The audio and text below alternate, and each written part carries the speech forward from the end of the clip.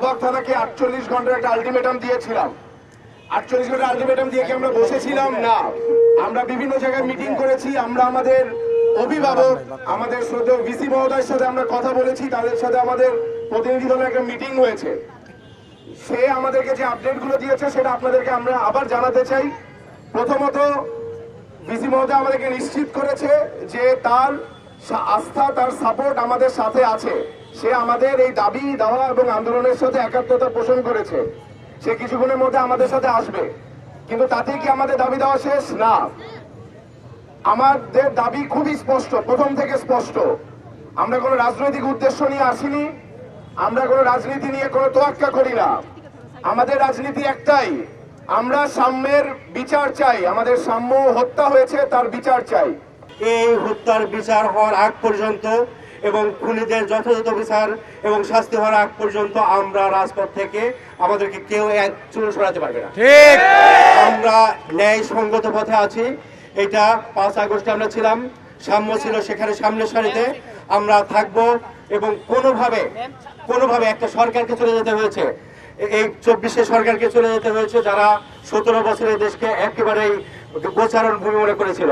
তারা মনে করেছিল এখানকার সম্পদ, এখানকার মানুষের জীবনী শক্তি সবকিছুকে পাচার করে দিয়ে কখনো ইংল্যান্ডে, কখনো আমেরিকায়, কখনো দিল্লিতে, এবং সেই দিল্লির প্রতিভূ অন্য দেশের প্রতিভূরা এখান থেকে যেতে বাধ্য হয়েছে। যদি এরাও টালবাহানা করে কেউ আমার সন্তানের রক্ত নিয়ে, সন্তানের জীবন নিয়ে, আমরা এখানে যারা আছি শুধু এই সংখ্যাটা, আসলে আমরা প্রতিনিধি মাত্র। ঢাকা বিশ্ববিদ্যালয়ের সমস্ত শিক্ষক শিক্ষার্থী আমাদের সাথে থাকবে আমরা আশা করি। আমি বিশ্ববিদ্যালয় প্রশাসন,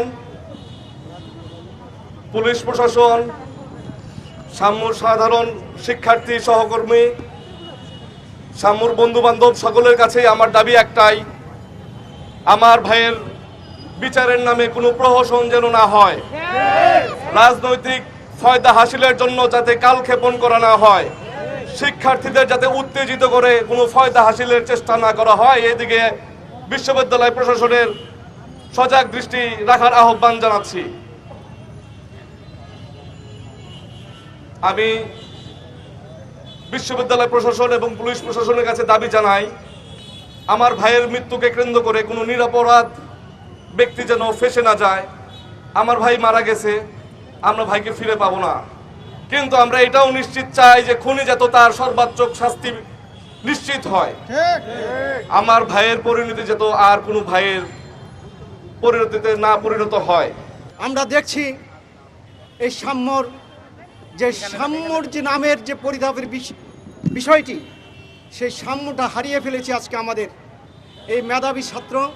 ঢাকা বিশ্ববিদ্যালয় তথা বাংলাদেশের জন্য ছিল একটা সম্পদ, যা বাংলাদেশ লাভবান ছাড়া ক্ষতির কোনো বিষয় তার কাছ থেকে আমরা পাইনি। আমরা দেখেছি জুলাই বিপ্লবের সময় তার অবদান, আমরা দেখেছি ঢাকা বিশ্ববিদ্যালয়ে তার যে নীতি নির্ধারণী পর্যায়ের কিভাবে কাজ করতে হবে সে ধরনের ইনফ্লুয়েন্স আমরা দেখেছি। ঢাকা বিশ্ববিদ্যালয়ে পরিষ্কার পরিচ্ছন্নতা আন্দোলন, তারপরে আপনার এই যে অন্যায় অবিচার, তার মধ্যে দুর্নীতি, রাহাজানি এবং সন্ত্রাসের বিরুদ্ধে তার যে দীপ্ত লড়াই, এটা আমরা দেখেছি, অবজার্ভ করেছি। আজকে সেই মেধাবী ছাত্র আমাদের মাঝে নেই, আমরা তার বিচার চাই। এই বিচার আমাদের কাছে প্রত্যাশিত।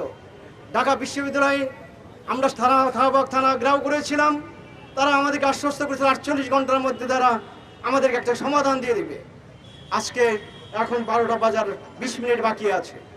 আমরা জানতে চাই আমরা কি সমাধান পেলাম? আমাদের শিক্ষার্থীর অবস্থান কোথায়? এই ঢাকা বিশ্ববিদ্যালয়কে অভয়ারণ্য হয়ে থাকবে?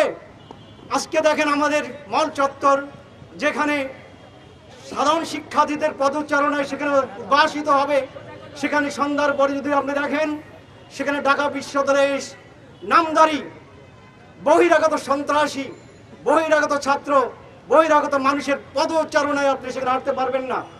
এই কি ঢাকা বিশ্ববিদ্যালয়ের অবস্থান হবে? এই কি ঢাকা বিশ্ববিদ্যালয়ের আরো ছাত্র যে হত্যা হবে না, সেই গ্যারান্টি কে দিবে? আমরা চাই ঢাকা বিশ্ববিদ্যালয়ের আজকের সাধারণ ছাত্রদেরকে অভয়ারণ্য না হয়ে ভয়হীনভাবে তার পদযাত্রায় চলবে এবং স্বাধীন মতামত প্রকাশ করবে এবং চলতে থাকবে।